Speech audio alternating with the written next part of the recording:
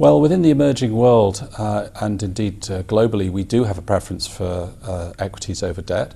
We do think that government bond yields back up further through the course of next year, and equity valuations to government bonds to us still look reasonably attractive.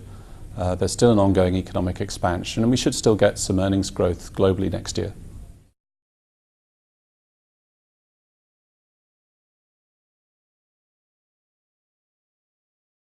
I think you've got to be specific about which part of Asia we're talking about. In North Asia, so Hong Kong, Korea, Taiwan, China, where we have external surpluses and where we have very large reserve positions, those countries were not really impacted very much by the first tapering debate in the summer. However, in many countries in South Asia, not including Singapore, but if we look at some other countries in ASEAN where you have external deficits and where reserve coverage levels are lower, that's where you do get into this debate about funding going forward, and where we are seeing upward pressure on government bond yields.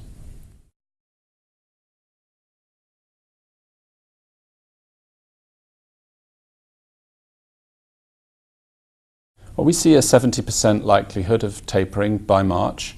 And tapering, of course, isn't tightening. It will be a very slow process and quite a while before we get monetary policy tightening. But some of that adjustment in bond yields globally is already happening, rising yields. And I think for India that does represent something of a challenge. India has closed its current account deficit somewhat, but it still has got a relatively large external debt burden compared to other countries in the Asian region. And growth is quite slow in India compared to what it used to be in the past.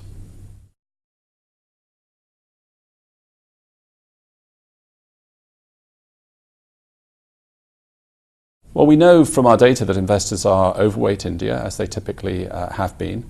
There are some great business models presenting here at this conference, some companies that can do very well in terms of ROE, even in a difficult macro environment, particularly where they're involved in export businesses. I think that issue that we just touched on in relation to tapering does get debated, but it's not of an overwhelming concern.